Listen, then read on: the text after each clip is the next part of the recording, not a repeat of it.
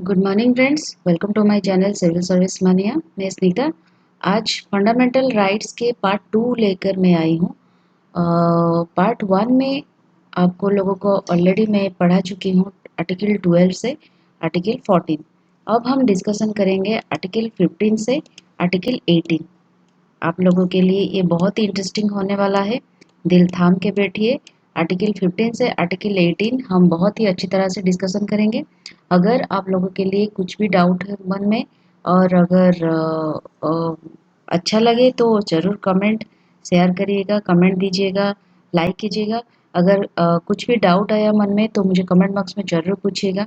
तो मैं ज़रूर कोशिश करूँगी कि आपकी डाउट क्लैरिफाई हो जाए। तो चलिए स्टार्ट करते हैं आर्टिकल 15 से आर्टिकल 18। तो चलिए शुरू करते हैं आर्टिकल 15। आर्टिकल 15 क्या कहती है? ये कहती है right against discrimination on certain grounds. वो सर्टेन ग्राउंड्स क्या क्या है? Against grounds of religion, race, caste, sex, place of birth और एनी ऑफ देम। ये जो बेस है, religion, race, caste, sex, place of birth, इसमें कोई भी ग्राउंड्स को लेकर स्टेट के पास राइट्स नहीं है वो डिस्क्रिमिनेट कर सके सिटीजन्स को। तो access to shops, public restaurants, hotels, places of public entertainment, ये सब जगह में भी स्टेट डिस्क्रिमिनेट नहीं कर सकता कोई भी नागरिक को। ये जो ऊपर लिखे गए ग्राउंड्स है, उनको बेस करके स्टेट के पास कोई राइट्स नहीं है वो किसी भी इंसान को, किसी भी नागरिक को डिस्क्रिमिनेट करे, पात्रांतर करे। तो use of wells, tanks, bathing huts, roads, places of public resort, जो कि स्टेट के फंड से बनी है और जनरल पब्लिक के लिए बनी है, वो सब जगह में भी आप डिस्क्रिमिनेट नहीं कर सकते। ये जो राइट्स है ये ओनली इंडियन सिटीजन्स के लिए है। ये फॉरेन नेशनल के लिए नहीं है और लीगल एंटिटीज़ के लिए भी नहीं है। जो कंपनी वगैरह होती है उनके लिए भी वो ये राइट्स नहीं है। एक्सेप्शंस क्या है आर्टिकल 15 के? पहली एक्सेप्शन ये है कि स्टेट के पास ये राइट्स होती है कि वो कुछ वोमेन, महिला और बच्चों के लिए स्पेशल प्रोविजंस कर सकता है। और ये जो स्पेशल प्रोविजंस है वो किस बेसिस पे करेगा? जैसे कि एग्जाम्पल पकड़ लो, लोकल बॉडीज हो गया, जैसे कि म्यूनसिपैलिटीज और हमारा पंचायती राज हो गया, वहाँ पे कुछ सीट्स रिजर्वेशंस करनी हो महिलाओं के लिए, ये तरह की इस तरह के काम स्टेट कर सकता है। स्पेशल रिजर्वेशन कर सकता है, प्रोविजंस दे सकता है। और जैसे कि बच्चों के लिए फ्री एजुकेशन हो गया, ये एक काम भी स्टेट कर सकता है। ये एक्सेप्शन है आर्टिकल 15 से। तो दूसरा एक्सेप्शन क्या है कि सोशली और एजुकेशनली बैकवर्ड क्लासेस जो है उनके लिए भी आप कुछ स्पेशल प्रोविजंस कर सकता है स्टेट। और एस सी स्टूडेंट्स के लिए, SC ST ट्राइब के लिए, जैसे कि लेगिस्लेचर में हमारा जो सीट्स होता है कुछ SC ST कैंडिडेट्स के लिए या फिर सोशली एजुकेशनली बैकवर्ड क्लासेस के लिए, वो एक तरह की एक्सेप्शन है। और पब्लिक एजुकेशनल इंस्टीट्यूशन में भी जो रिजर्वेशंस होती है, सीट्स वगैरह होती हैं SC ST स्टूडेंट्स के लिए और SC BC स्टूडेंट्स के लिए, वो एक तरह की एक्सेप्शन ही है। और इकोनॉमिकली वीकर सेक्शन के लिए भी जो प्रोविजंस होती हैं हमारी, जितने सारी रिजर्वेशंस होती है ये पब्लिक इंस्टीट्यूशन में, एजुकेशनल इंस्टीट्यूशंस में, वो भी एक तरह की एक्सेप्शन ही है। रिजर्वेशन पॉलिसी क्या है? रिजर्वेशन पॉलिसी एक हमारे इंडिया में रिजर्वेशन पॉलिसी डिफरेंट तरह की होती है। जैसे कि देखिए, पहली है शेड्यूल कास्ट एंड जो शेड्यूल ट्राइब होते हैं and other backward class, OBC की कैटेगरी होते हैं। आप लोगों को पता होगा, UPSC जब आप फॉर्म फिलअप करते हैं या फिर कोई भी स्टेट की आप PCS एग्जाम फिलअप करते हैं फॉर्म, तो वहाँ पे कैटेगरीज होती है, SC ST रिजर्वेशन होती है, जैसे कि OBC हो गया, SC BC हो गया। तो वो सब में कितने कितने परसेंटेज होते हैं? SC के लिए, शेड्यूल कास्ट के लिए 15%, शेड्यूल ट्राइब के लिए 7.5% एंड अदर बैकवर्ड क्लासेस के लिए 27% रिजर्वेशन होते हैं in direct recruitment on all India basis. जो ओपन कंपटीशन होती है वहाँ पे डायरेक्ट कंपटीशन, डायरेक्ट रिक्रूटमेंट के लिए इतने इतने परसेंट की रिजर्वेशन दिया जाता है। फिर आया सेकेंड कैटेगरी है पर्सन्स विद डिसेबिलिटी एक्ट 1995 में। एक एक्ट आया था पर्सन विद डिसेबिलिटी एक्ट, जिसमें जो अपाहिज सिटीजन्स हैं, नागरिक हैं, उनके लिए 3% रिजर्वेशन दिया गया इन बोथ गवर्नमेंट जॉब्स के लिए एंड हायर एजुकेशनल इंस्टीट्यूशन में। ठीक है। थर्ड जो कैटेगरी है वो आया था 103rd कॉन्स्टिट्यूशनल अमेंडमेंट एक्ट 2018 में, जो रिजर्वेशन दिया गया इकोनॉमिकली वीकर सेक्शन को, जो कि 10% रिजर्वेशन कैटेगरी में थे। ठीक है। इसमें अमेंडमेंट किया गया था आर्टिकल 15 एंड 16 को, और अमेंडमेंट करके प्रोवाइड किया गया रिजर्वेशन ईडब्ल्यूएस सेक्शन को, जो कि educational institutions and government post के लिए उनको रिजर्वेशन दिया गया। जुडिशियल प्रोनाउंसमेंट्स क्या है रिगार्डिंग रिजर्वेशन। रिजर्वेशन में क्या क्या जुडिशियल केसेस सामने आया। तो पहला था state of Madras versus Champakam Dorairajan, जो कि 1951 में क्या हुआ था, फर्स्ट कॉन्स्टिट्यूशनल अमेंडमेंट एक्ट हुआ था 1951। तो इसको बेस करके इसमें इस अमेंडमेंट एक्ट में आर्टिकल 15(4) को ऐड किया गया। ठीक है। तो उसके बाद आया Indira Sawhney versus union of India, जो कि 1992 में ये केस आया था। इस केस में क्या हुआ, 27% रिजर्वेशन दिया गया बैकवर्ड क्लासेस के लिए, जहाँ पे क्रीमी लेयर को एलिमिनेट किया गया था। क्रीमी लेयर पता होगा ना आपको, एक होता है ना ओबीसी कैटेगरी में creamy layer, non creamy layer. ठीक है। वो उस क्रीमी लेयर को एलिमिनेट करा गया था। तो यहाँ पे जो जितने सारे रिजर्वेशंस दिए गए थे, जैसे कि एससी एसटी हो गए, ओबीसी हो गए, डिसेबिलिटीज हो गए, जितने सारे रिजर्वेशन है वहाँ उस सब रिजर्वेशन 50% से ज़्यादा नहीं होना चाहिए था, तो नहीं होगा, ऐसे ही कुछ प्रोविजंस थे वहाँ पे। तो थर्ड केसेस में क्या हुआ, Nagaraj versus union of India 2006 में एक केस आया, जहाँ पे एस सी जो कैंडिडेट्स हैं उनको प्रमोशन में रिजर्वेशन एक्सटेंड करने के लिए इंक्लूड किया गया, और जो इंक्लूड होगा वो 3 कंडीशंस यहाँ पे प्रोवाइड किए गए। तो 3 कंडीशन क्या क्या थे। तो पहला कंडीशन ये था कि स्टेट को एक प्रूफ प्रोवाइड करना पड़ेगा for the backwardness of the class. जो क्लास बैकवर्ड क्लासेस हैं वो रिजर्वेशन से कितने बेनिफिट होते हैं, उसको उसका एक प्रूफ प्रोवाइड करना होगा स्टेट को। तो फर्स्ट कंडीशन ये हो गया।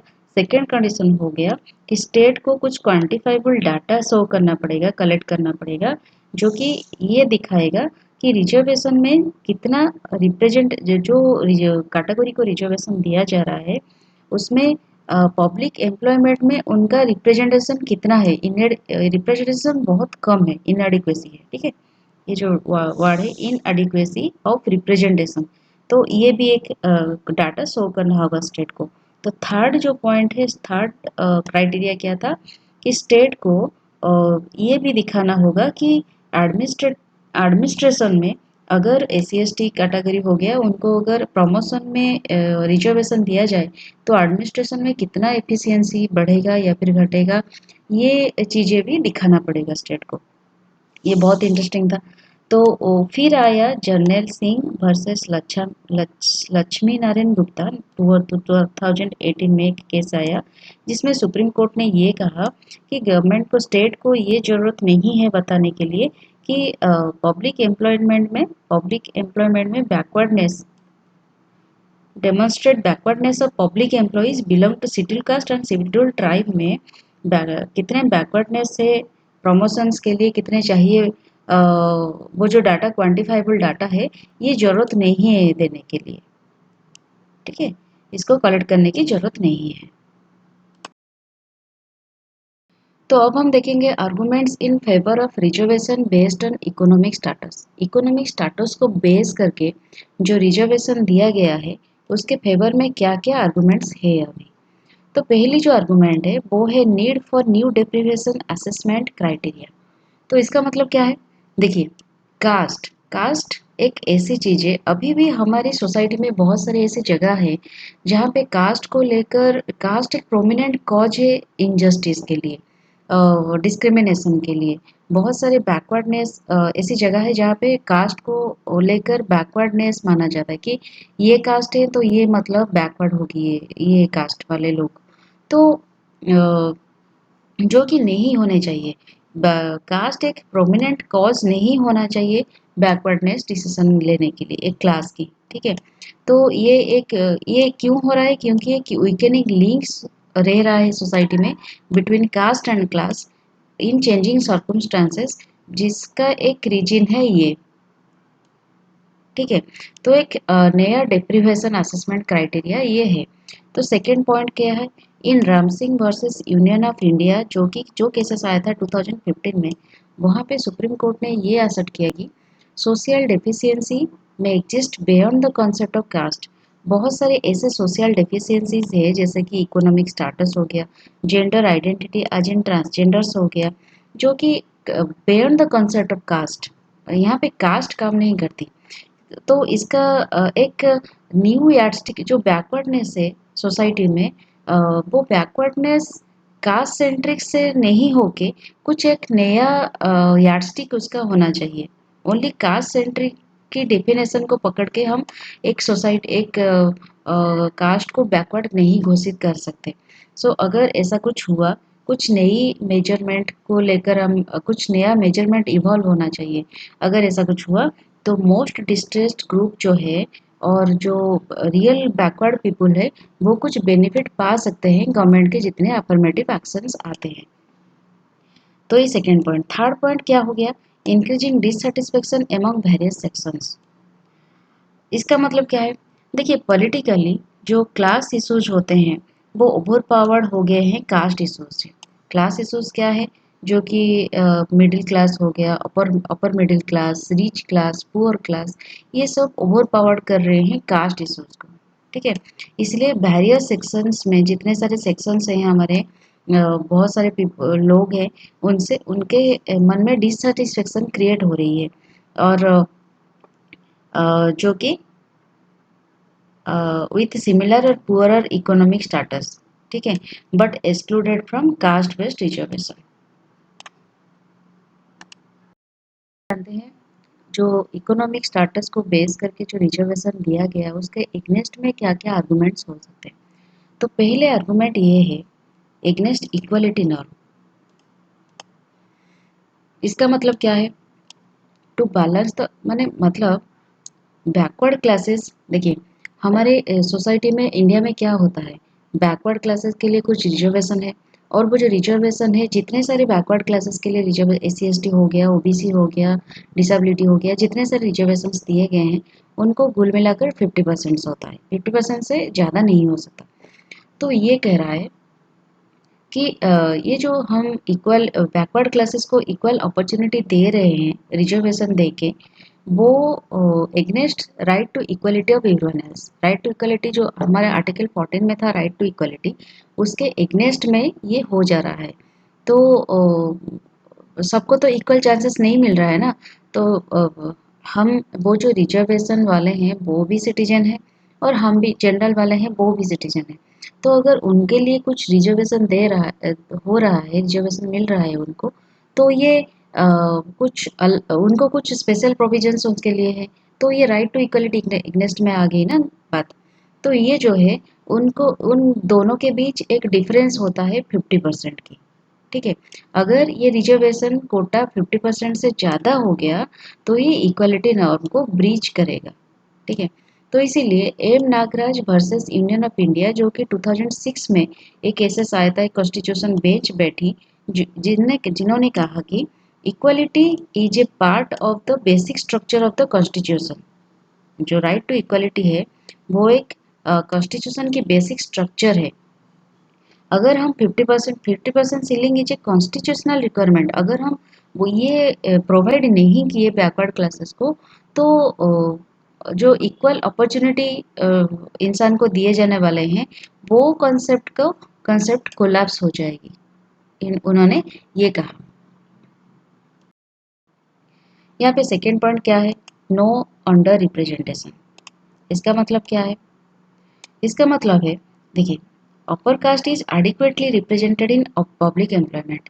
जो अपर कास्ट के सिटीजन्स हैं वो उनके पब्लिक एम्प्लॉयमेंट में उनका एडिक्वेटली रिप्रेजेंटेशन दिखा जाता है। लेकिन जो लोअर कास्ट वाले हैं, लोअर इनकम ग्रुप से, उनके भी अंडर रिप्रेजेंटेशन है सर्विस में, इसका कुछ गवर्नमेंट के पास क्वांटिफाइबल डाटा नहीं है। ठीक है, ये क्लियर अभी तक नहीं है कि एक्चुअल में लोअर इनकम ग्रुप वाला, लोअर कास्ट वाला ग्रुप वाला लोग है, उनका अंडर रिप्रेजेंटेशन है कि नहीं, उसका कुछ गारंटी नहीं है। प्रॉब्लम विथ सीलिंग का मतलब यहाँ पे क्या होता है, देखिए, वो जो हमारा इकोनॉमिकली वीकर सेक्शन है, वहाँ पे एलिजिबिलिटी क्राइटेरिया कितने रखे गए हैं, 8 लाख पर ईयर। ठीक है, जो कि सेम है क्रीमी लेयर ओबीसी कैटेगरी में, जो क्रीमी लेयर कैंडिडेट्स में जो क्रीमी लेयर माना जाता है, वहाँ पे भी 8 लाख पर ईयर है। तो इसका मतलब क्या हो गया कि मतलब एक पैरिटी क्रिएट हो गया। ठीक है, डिफरेंस क्रिएट हो गया between socially and economically backward classes with limited means. इसमें एक मतलब डिस्क्रिमिनेशन हो गया इन विच। ठीक है, definition of definition of EWS and allotment of quota, ये जो चीज़ें हैं ये एक बहुत ही बड़ी डिफरेंस क्रिएट कर रही है।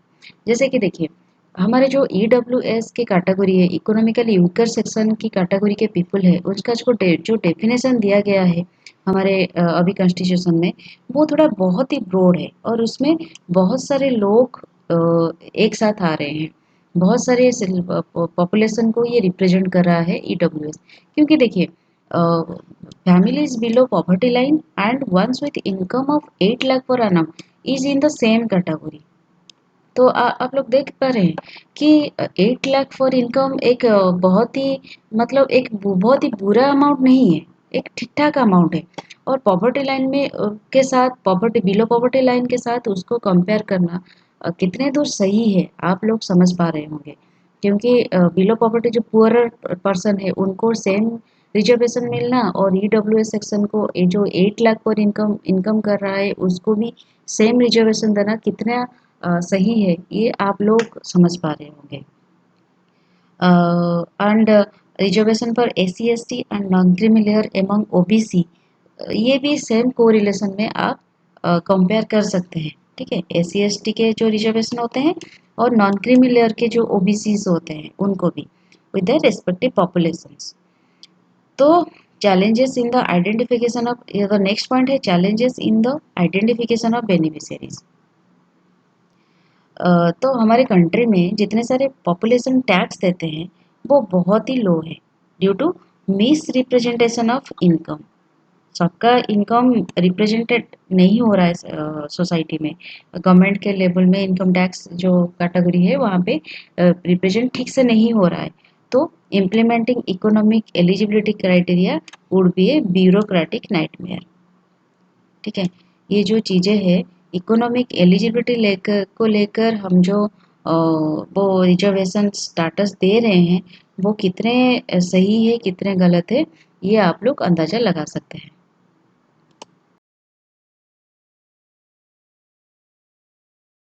इसका वे फॉरवर्ड क्या होना चाहिए रिजर्वेशन की? तो पहली चीज़ ये है, कुछ इंस्टीट्यूशनल मैकेनिज्म होना चाहिए ये सब रिजर्वेशन क्लास को रिकमेंड करने के लिए। कौन सी क्लासेस रिजर्वेशन पाना चाहिए, कितने पाने चाहिए, उनका डेफिनेशन क्या होना चाहिए, ये सब कुछ इंस्टीट्यूशनल मैकेनिज्म के बेसिस पर फॉलो होना चाहिए। तो सेकेंड क्या है, जो कैंडिडेट्स एफिडेविट्स करते हैं रिजर्वेशन की, ओबीसी हो गया, एससी हो गया, उनके लिए कुछ independent, transparent and non intrusive verification method होना चाहिए, जिसके बेसिस को लेकर कुछ मिसयूज ना हो, वो प्रोविजंस का कुछ मिसयूज ना हो, सबको रिजर्वेशन अगर मिलनी चाहिए तो सही तरीके से मिले।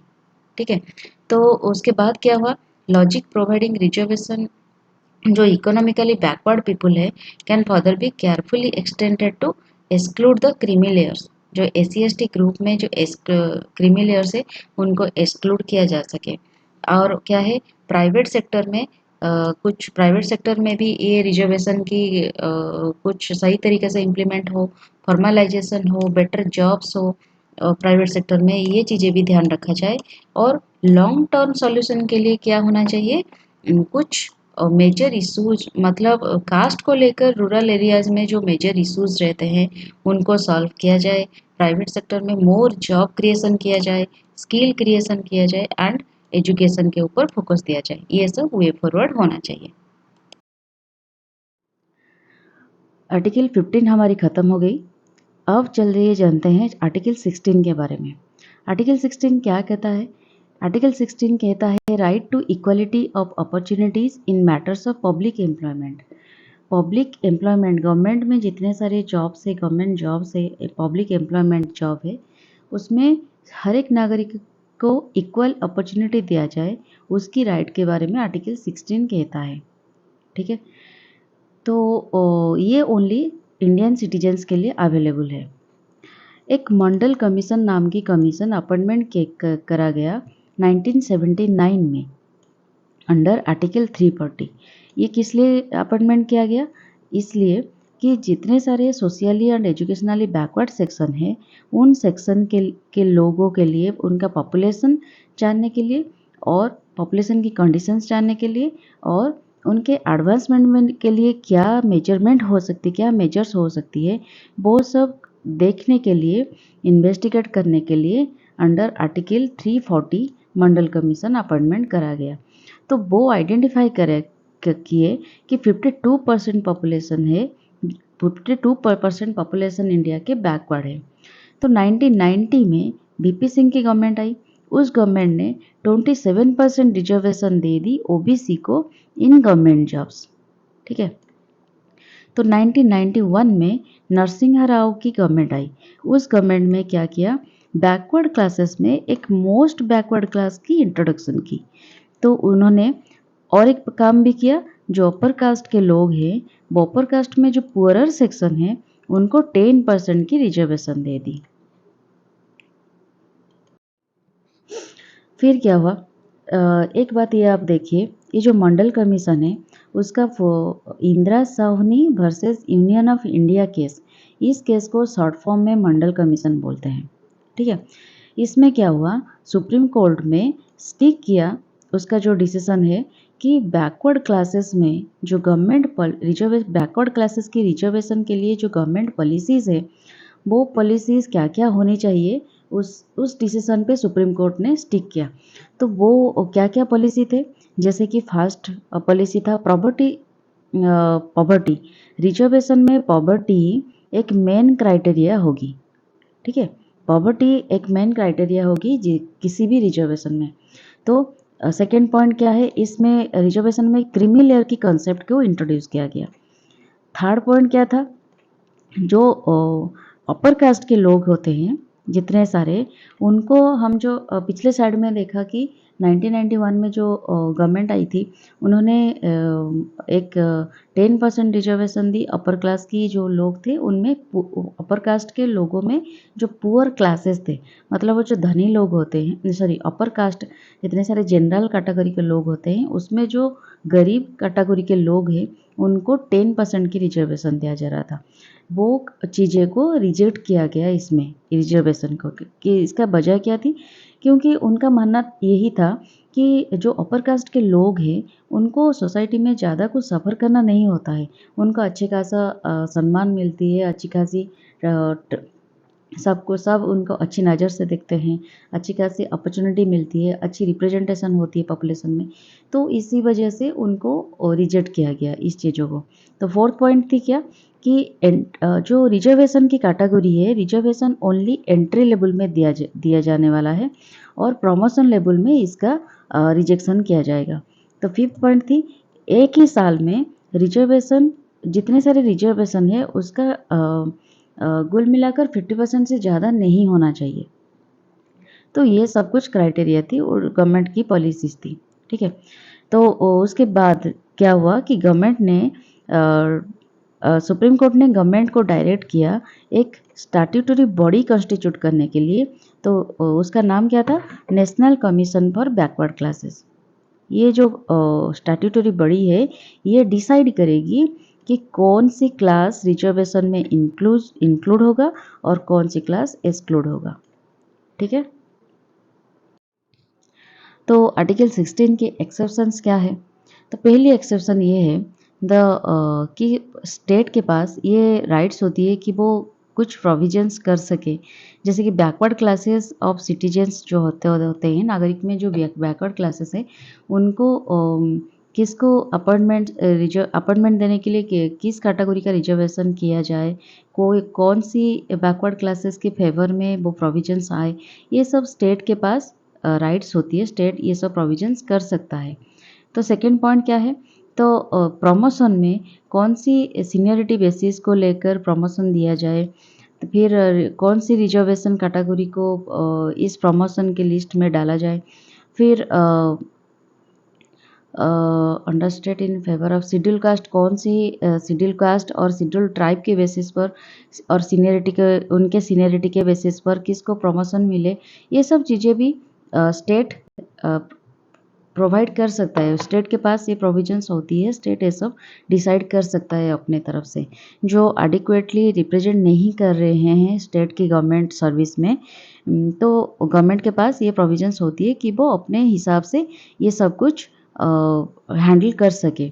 तो उसके बाद और एक चीज़ें भी होती है कि जो वैकेंसी रिजर्वेशन की वैकेंसी सीट्स फिलअप नहीं होती है उस साल, वो चाहे तो अंडर क्लास 4 और क्लास 4 है, उसको एक सेपरेट वैकेंसीज बना के नेक्स्ट ईयर या फिर प्रोसीडिंग सक्सीडिंग ईयर्स में उसको यूज कर सके। तो नेक्स्ट जो एक्सेप्शन है वो ये है कि स्टेट के पास ये एक राइट भी होती है कि वो प्रेस्क्राइब कर सके residence as a condition for certain employment और अपॉइंटमेंट इन ए स्टेट और यूनियन टेरिटरी और लोकल अथॉरिटी और अदर अथॉरिटी। ठीक है, रेसिडेंस को एक कंडीशन के हिसाब से माना भी जाता है, प्रेस्क्राइब किया जाता है सर्टेन एम्प्लॉयमेंट में। तो नेक्स्ट जो है जानते हैं जो प्रमोशन में रिजर्वेशन दिया जाता है उसका इश्यूज क्या है, क्या इशू होते हैं।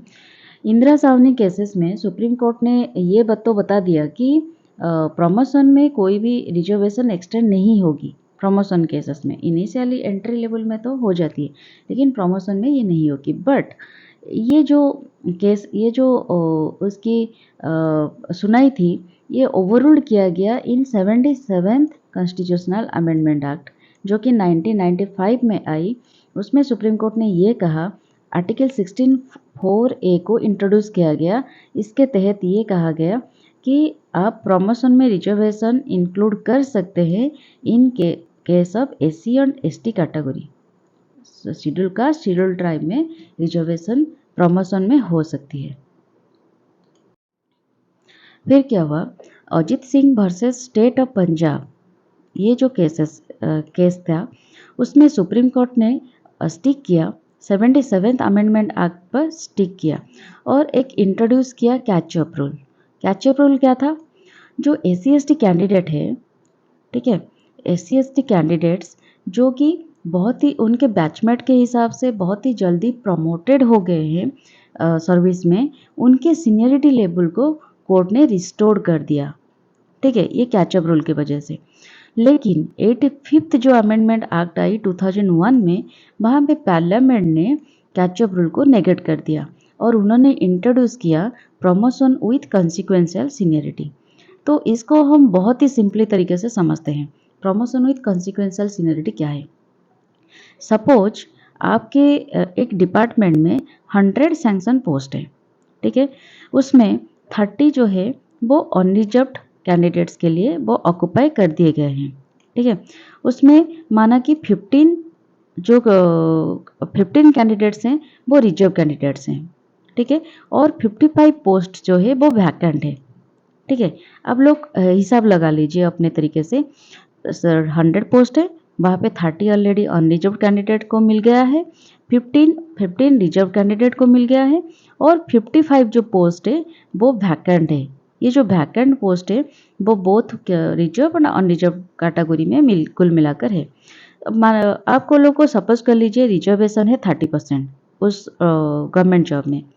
इसका मतलब ये है कि टोटल 100 से 30 पोस्ट को 30 जो पोस्ट है वो रिजर्व कैटेगरी एम्प्लॉय को मिलने वाला है, लेकिन 30 पोस्ट में 15 पोस्ट है ऑक्यूपाई किए गए हैं और 15 पोस्ट वैकेंट है।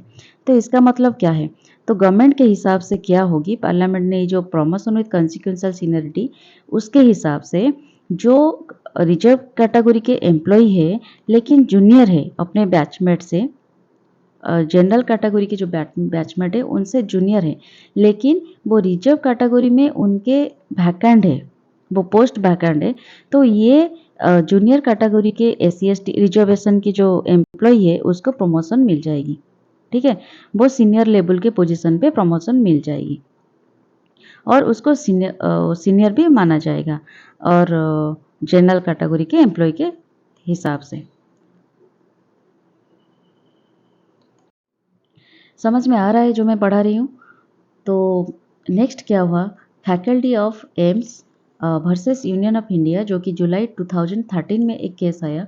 उसमें सुप्रीम कोर्ट ने कहा कि कुछ ऐसे जॉब्स हैं जिस जॉब में merit alone should be the sole criteria, जहाँ पे रिजर्वेशन को इतना ज़्यादा अहमियत नहीं दिया जाएगा, जहाँ पे मेरिट को एक सोल क्राइटेरिया माना जाएगा। प्रमोशंस हो गया, प्रमोशन में या फिर जॉब में।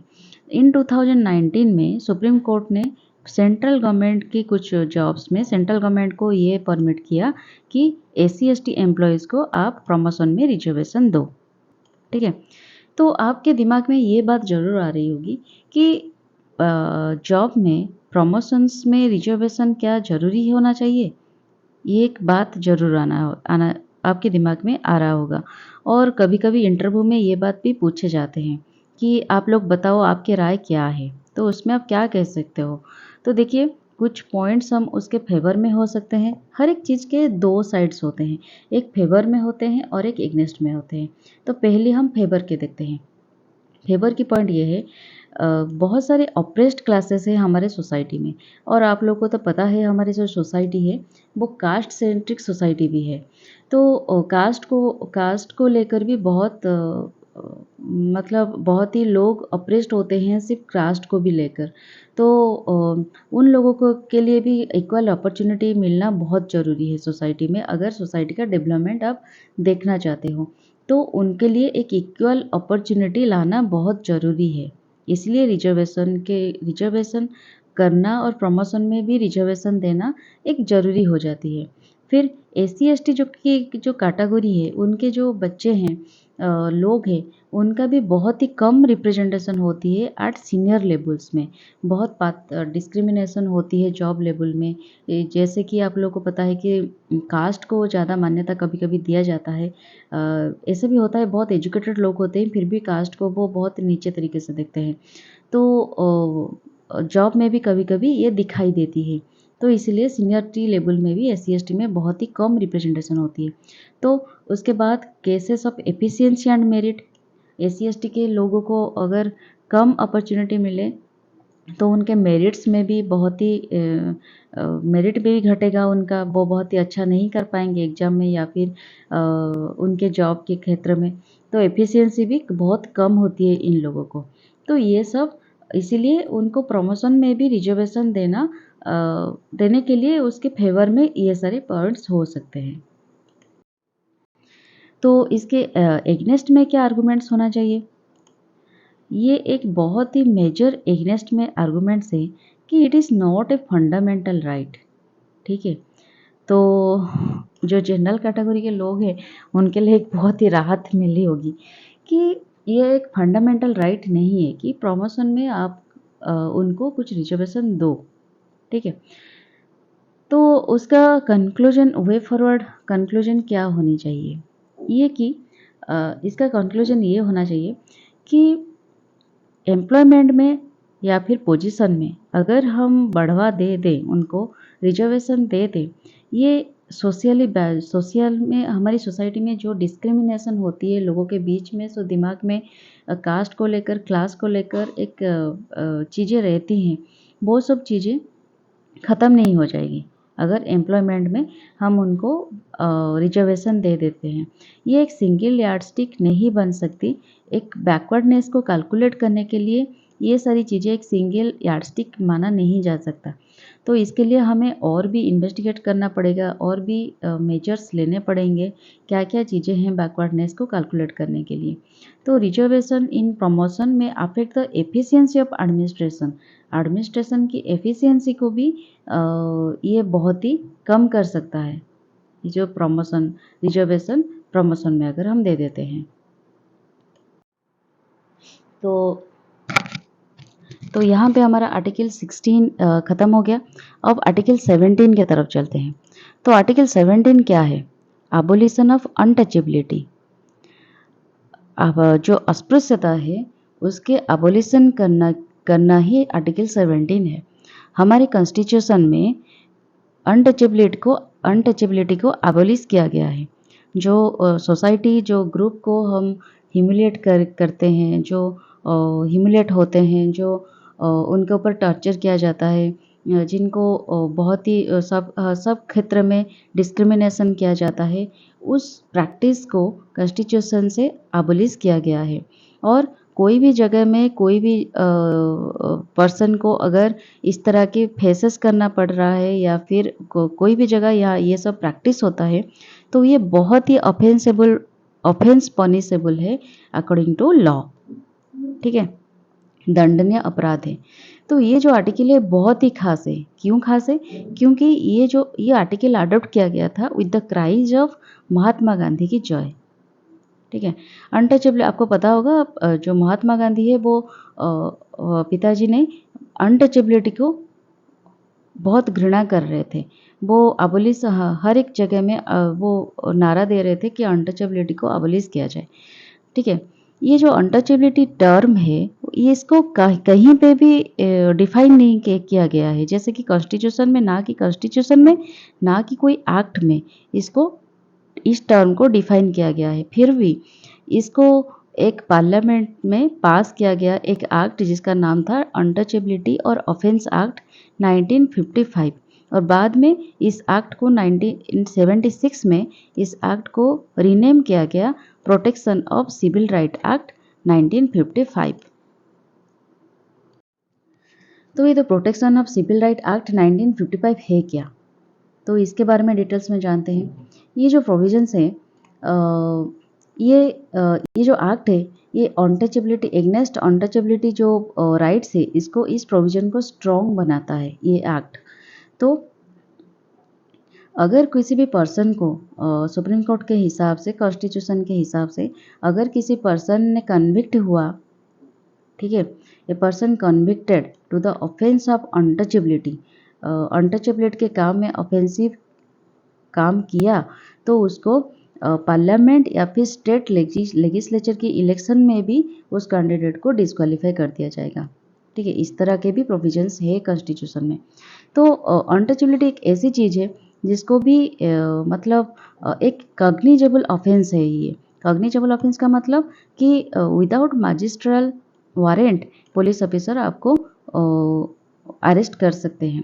और एक नॉन कंपाउंडेबल ऑफेंस भी है। नॉन कंपाउंडेबल का मतलब कि अगर जो दूसरे पार्टी है उस दूसरे पार्टी के साथ आपकी कंप्रोमाइज़ भी हो जाती है, फिर भी ये केस विड्रॉ नहीं हो सकती। ऐसी इस तरह की एक ऑफेंस है ये। और इट प्रोवाइड्स और एक बात भी, खास बात ये है इस आर्टिकल की, इस एक्ट की, कि आप इस अगर एक केसेस आ जाती है कोर्ट में, तो इसकी स्पीडी ट्रायल के लिए बहुत ही जल्द उसका समाधान हो सके, तो स्पेशल कोर्ट में स्पीडी ट्रायल के लिए भी प्रोविजंस है। ठीक है, तो क्या क्या उसके अंदर क्या क्या मतलब एक्ट है कि क्या क्या चीज़ें अगर आप करें तो ये अनटचेबिलिटी ऑफेंस आप अनटचेबिलिटी ऑफेंस में आप पकड़े जाएंगे। तो ये कुछ पॉइंट्स हैं। जैसे कि पहली पॉइंट है कि अगर आप किसी पर्सन को धार्मिक स्थान या फिर कोई भी पूजा करने के लिए आप किसी को प्रिवेंट नहीं कर सकते, अगर करेंगे ये एक ऑफेंस होगा। तो सेकंड क्या है कि कोई भी ट्रेडिशनल, रिलीजियस, फिलोसॉफिकल के कोई भी ग्राउंड्स में आप इसको जस्टिफाई नहीं करेंगे अनटचेबिलिटी को, अगर करते हैं ये एक ऑफेंसिव केसेस हो जाएगी। फिर थर्ड केसेस क्या है, किसी भी पर्सन को आप मना नहीं कर सकते कोई भी शॉप के अंदर, होटल के अंदर, प्लेस ऑफ पब्लिक एंटरटेनमेंट, ये स्थान में जाने के लिए आप रोक नहीं सकते। फिर किसी भी शेड्यूल कास्ट या शेड्यूल ट्राइब के लोगों को आप on the ground of untouchability आप इंसल्ट नहीं कर सकते। फिर आप कोई भी पर्सन को हॉस्पिटल, एजुकेशनल इंस्टीट्यूशन और हॉस्टल्स जो कि पब्लिक बेनिफिट के लिए बनी है वहाँ पे जाने के लिए, एडमिट होने के लिए मना नहीं कर सकते। फिर लास्ट पॉइंट क्या है डायरेक्ट हो या फिर इनडायरेक्ट हो, आप अनटचेबिलिटी को प्रीच नहीं कर सकते, बढ़ावा नहीं दे सकते। और कोई भी गुड्स हो गया कि कोई भी सर्विस हो गया, आप किसी को भी देने के लिए मना नहीं कर सकते, सबको समान तरीके से आपको ट्रीटमेंट करनी होगी। सुप्रीम कोर्ट अंडर आर्टिकल 17 ये भी कहा है कि प्राइवेट इंडिविजुअल्स के लिए ये आर्टिकल बहुत ज़रूरी है और स्टेट ओब्लाइज करती है, ये एक ओब्लिगेशन है कॉन्स्टिट्यूशन की कि स्टेट को ध्यान रखना होगा हर एक इंडिविजुअल की ये राइट को। और अगर कोई भी पर्सन ये ऑफेंस करते हुए पाया जाता है तो इसको कड़े से कड़े दंड दिया जाए। फिर और एक एक्ट आई जो कि था the schedule caste and schedule tribe prevention of atrocities act 1989। ये जो एक्ट थी इसके क्या क्या प्रोविजंस थे, इसका ऑब्जेक्टिव ये था तो जो शेड्यूल कास्ट शेड्यूल ट्राइब के लोग जो ग्रुप अत्याचार के अत्याचारित होते हैं, ठीक है, उनके लिए सर्विलेंस को इंक्रीज किया जाए, collecting licence of upper caste, ठीक है, ये सब इसका ऑब्जेक्टिव था। तो ये प्रोविजन है कि it provides relief and rehabilitation measures for the victims, जो विक्टिम्स ह्यूमिलेट होते हैं, ऑप्रेस्ड होते हैं, उनके लिए रिलीफ और रिहेबिलिटेशन का मेजर्स रहे। और कुछ स्पेशल कोर्ट्स और स्पेशल पुलिस वगैरह भी उनके लिए प्रोवाइड किया जाए। और ऐसे इस तरह की कोई भी सिचुएशन क्रिएट हो तो पुलिस भी SC ST candidates SC ST member को कुछ पुलिस भी प्रोवाइड किए जाए सेल्फ डिफेंस के लिए, ठीक है। हमारा आर्टिकल 17 खत्म हो गया। अब चलते हैं इस पार्ट की लास्ट आर्टिकल 18 के बारे में जानते हैं। तो आर्टिकल 18 कहता है abolition of titles except military and academic. इसका मतलब क्या है, बहुत सारे स्टूडेंट्स के मन में इसका लेकर कन्फ्यूजन आ जाती है। तो abolition of titles except military and academic, titles का मतलब क्या है कि टाइटल्स का मतलब ये है कि आप लोगों को पता होगा पहले पहले जो किंग्स होते हैं, जो बहुत बड़े बड़े लोग होते हैं, उनके आगे ना नाम के आगे कुछ प्रीफिक्स और सफिक्स लगता है। जैसे कि मान लो राजा महाराजा, वो राजपूत घराने का है तो महाराजा, तो प्रिंसेस, इस तरह की कुछ प्रीफिक्स सफिक्स लग जाती है। तो ये होने से क्या होता है, उस पर्सन के लिए कुछ स्पेशल प्रिविलेजेस आ जाती है, कुछ स्पेशल उनके लोगों के दिमाग में ना उस लोगों को लेकर कुछ स्पेशल फीलिंग्स आ जाती है कि ये इस कैटेगरी के लोग हैं, ये बहुत ही ऊपर कैटेगरी के लोग हैं, उनके समान हम नहीं हो सकते, उनको समान हम प्रिविलेजेस नहीं मिल सकता उनको हमको। तो उनका एक अलग सी दबदबा रहती है सोसाइटी में। तो ये जो टाइटल्स के वजह से ना आर्टिकल 14 जो है इक्वालिटी की राइट है हमारी, right of equality, equal protection of right, तो ये सब चीज़ों का हनन होती है। तो कॉन्स्टिट्यूशन में इसलिए आर्टिकल 18 में ये टाइटल को अबोलिश किया है। तो आर्टिकल 18 कहती है स्टेट को कि आप कोई भी टाइटल एक्सेप्ट नहीं कर सकते except military and academic distinction, ठीक है। और इंडियन सिटीजन्स के लिए भी ये प्रोहिबिट किया गया कि फॉरेन स्टेट का आप कोई भी टाइटल्स रिसीव नहीं कर सकते। ये आर्टिकल 18 के अंडर ना 4 प्रोविजंस होती है। तो 4 प्रोविजंस क्या है, चलिए जानते हैं। तो ये जो आर्टिकल है उसके प्रोविजंस जो है, जो पहली प्रोविजंस है वो क्या था, तो ये तो आप लोगों को पता चल गया कि स्टेट के पास, ये स्टेट को कहता है कॉन्स्टिट्यूशन कि कोई भी इंसान, कोई भी इंडियन सिटीजन्स हो या फिर फॉरेनर्स हो, अगर आते हैं हमारे इंडिया में तो वो कोई भी टाइटल एक्सेप्ट मिलिट्री और एकेडमिक डिस्टिंक्शन, ये दोनों के अलावा कोई भी टाइटल एक्सेप्ट नहीं कर सकते। और पर्टिकुलरली फॉरेन स्टेट की भी कोई टाइटल को भी एक्सेप्ट नहीं कर सकते कोई सिटीजन्स। तो थर्ड पॉइंट ये है, प्रोविजन ये थी कि कोई भी फॉरेनर अगर कुछ ऑफिस होल्ड करता है और ट्रस्ट होल्ड करता है हमारे इंडिया में कोई भी स्टेट में, तो वो हमारे प्रेसिडेंट के कंसेंट के बिना कोई भी अदर स्टेट की कोई टाइटल एक्सेप्ट नहीं कर सकता। और ये जो लास्ट पॉइंट थी, सॉरी ये डी होना चाहिए, ये जो लास्ट पॉइंट थी ये भी सेम है कि कोई भी फॉरेनर अगर कोई ऑफिस होल्ड करता है तो वो फॉरेन स्टेट से कोई प्रेजेंट या फिर एमोलूमेंट और ऑफिस होल्ड नहीं कर सकता, एक्सेप्ट नहीं कर सकता without the consent of president. तो और एक बात हुआ कि सुप्रीम कोर्ट ने कॉन्स्टिट्यूशनल वैलिडिटी दे दी हमारे जो नेशनल अवार्ड्स हैं, जैसे कि भारत रत्न हो गया, पद्म विभूषण हो गया, पद्म भूषण हो गया एंड पद्मश्री हो गया। ये जो नेशनल अवार्ड है उसको कॉन्स्टिट्यूशनल वैलिडिटी दी गई। लेकिन इन बालाजी राघवन केसेस, इस केस में सुप्रीम कोर्ट ने ये कहा स्टेट को कि ये जो Bharat Ratna and Padma awards state को ये अवार्ड दिया गया, लेकिन ये क्लियर कर दिया गया कि जो नेशनल अवार्ड है आप लोग उसको टाइटल के हिसाब से नहीं पकड़ोगे, टाइटल के हिसाब से इसको माना नहीं जाएगा। आप कोई भी नाम के सफिक्स या प्रीफिक्स में इसको यूज़ नहीं कर सकते, अगर करेंगे तो ये फॉरफेट हो जाएगी। ठीक है, इस अवार्ड। तो नेशनल अवार्ड के बारे में कुछ जानते हैं एक्स्ट्रा पॉइंट। नेशनल अवार्ड जो है वो इंस्टीट्यूट किया गया था 1954 में। ठीक है, लेकिन 1977 में जो जनता पार्टी के लीडर थे, मोरारजी देसाई हेडेड कर रहे थे जो गवर्नमेंट था, उन्होंने डिसकंटिन्यू कर दिया उसको।